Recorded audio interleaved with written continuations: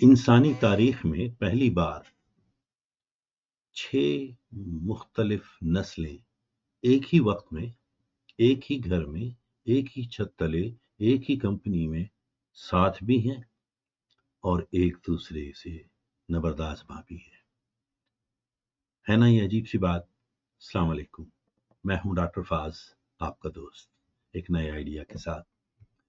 انسانی تاریخ کا یہ وہ مرحلہ ہے جس میں بیک وقت 6 مختلف نسلیں ایک ساتھ کام کر رہی ہیں، مختلف گھروں میں ایک ساتھ رہ بھی رہے ہیں، لیکن ہر ایک کو ایک دوسرے سے کچھ نہ کچھ شکایت ہے۔ تو وہ کون سی 6 نسلیں ہیں؟ پہلی نسل جو جس کے بارے میں یہ کہہ سکتا ہوں کہ 1923 سے 1946 تک پیدا ہونے والے لوگ، ان میں سے چند ہی لوگ اب زندہ ہیں، لیکن وہ بہرحال موجود ہیں ہمارے گھروں میں، ہمارے مختلف کاروبار میں، کہیں نہ کہیں ہمارا ان کا سامنا رہتا ہے۔ اب یہ وہ نسل ہے جس نے انسانی تاریخ کی بدترین جنگیں بھی دیکھی ہیں، معاشی بدحالی کا سب سے بڑا جو دور گزرا تھا وہ بھی دیکھا ہے، اور یہی وہ دور تھا جب یہ چیزوں کو بنا رہے تھے، ڈسکور کر رہے تھے، ایجادات کر رہے تھے، کہیں ریلوے کی لائنیں بچھائی جا رہی تھیں تو کہیں جہاز بنانے کی کوشش کی جا رہی تھی، کہیں کاروں کے نئے ماڈل لانے کی کوشش کی جا رہی تھی انہیں تیز تر بنانے کے لیے، تو کہیں ٹیلی فون، کہیں گرامو فون، کہیں ریڈیو، ان تمام کی ایجادات میں لوگ مصروف تھے۔ اسی لیے اس جنریشن کو بلڈرز جنریشن کہتے ہیں، یعنی جنہوں نے چیزیں بنائی۔ لیکن افسوس کی بات یہ ہے کہ بقیہ 5 نسلیں جو ان کے بعد کی ہیں وہ انہیں ڈائناسور کہتی ہیں، یعنی وہ یہ سمجھتی ہیں کہ یہ بزرگ جو اب تک ہمارے سروں پہ بیٹھے ہیں اپنی پرانی کہانیاں سناتے ہوئے، ان کی کوئی ان کے نظر میں اہمیت نہیں ہے نئی نسلوں کی۔ لیکن یہ ہمیں نہیں بھولنا چاہیے کہ یہ تمام ایجادات اور یہ تمام جو چیزیں ہمیں آج میسر ہیں، اگر یہ نہ بلڈ کرتے تو شاید ہمیں نہ مل پاتی۔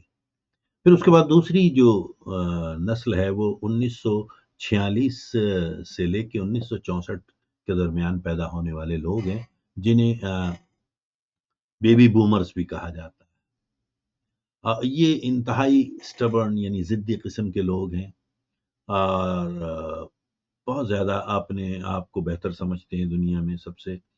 یہ بیبی بومرز کا دور ہے جب آبادی کی رفتار بہت تیزی سے بڑھ رہی تھی، جنگیں ختم ہوئی تھیں، نئے ملک، بڑے ملک ٹوٹ رہے تھے، نئے ملک بن رہے تھے، آبادی پر کوئی کنٹرول نہیں تھا۔ اس زمانے میں فیملی پلاننگ یا برتھ کنٹرول کی پلس بھی ایجاد نہیں ہوئی تھی، تو آبادی میں بہت زیادہ اضافہ ہو رہا تھا، اور یہ چونکہ بہت ضدی قسم کے لوگ تھے، نئی نئی ایجادات ان کو مل رہی تھی، بلڈرز نے جو بنائی تھی ان کا استعمال شروع ہو گیا تھا۔ کہیں گھوڑوں کی بگی سے وہ موٹر گاڑیوں میں آ گئے تھے، کہیں ریل گاڑیاں چل پڑی تھیں، سفر تیز ہوا، کچھ بہتر ہوا پہلے سے، کہیں ریڈیو سے آواز پہنچ رہی تھی، کہیں ٹیلی فون کی ایجاد ہو رہی تھی، اور کہیں رائٹ برادران جیسے 2 ضدی بھائی لوہے کو ہوا میں اڑانے کا تجربہ کر چکے تھے اور کامیاب ہو چکے تھے۔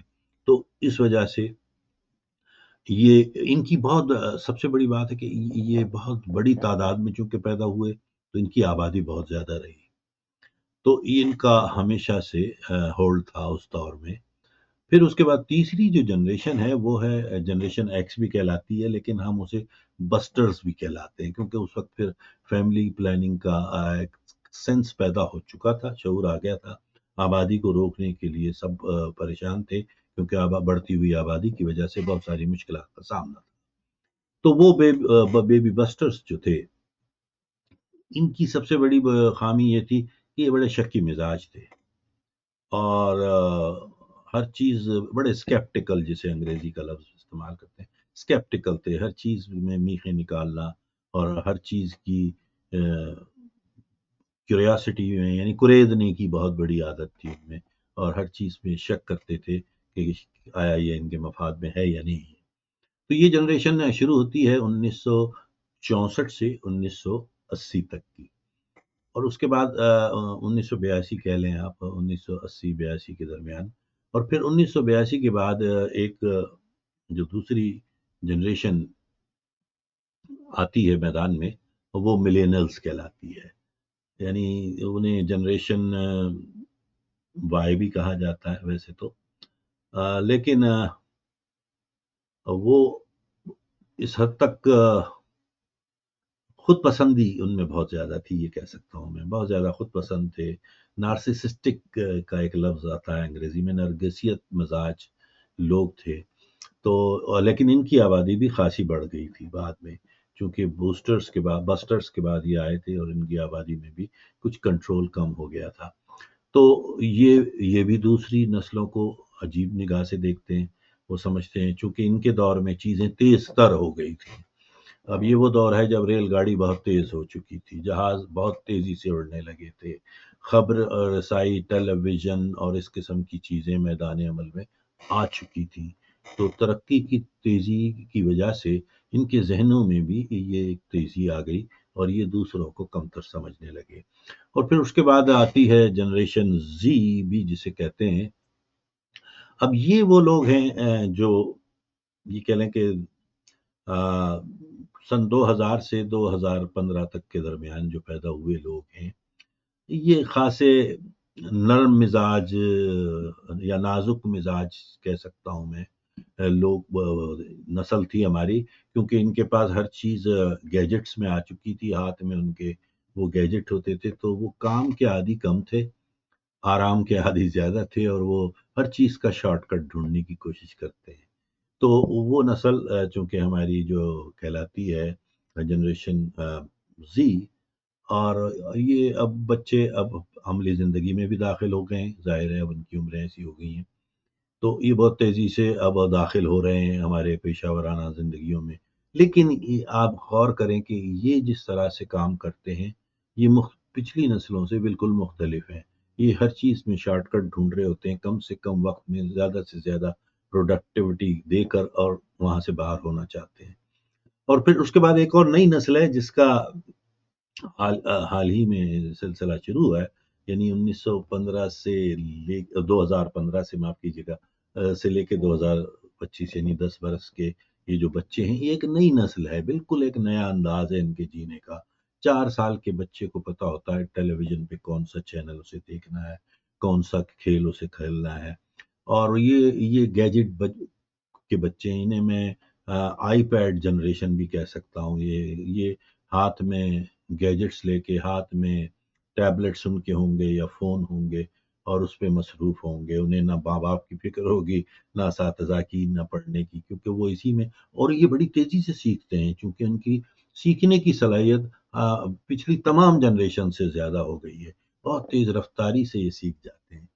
तो ये 6 नस्लें बैक वक़्त एक ही ख़ानदान में, एक ही घर में भी आपको नज़र आएँगी, एक ही काम की जगह पर भी नज़र आ जाती हैं, लेकिन सबके इख्तलाफ़ात हैं।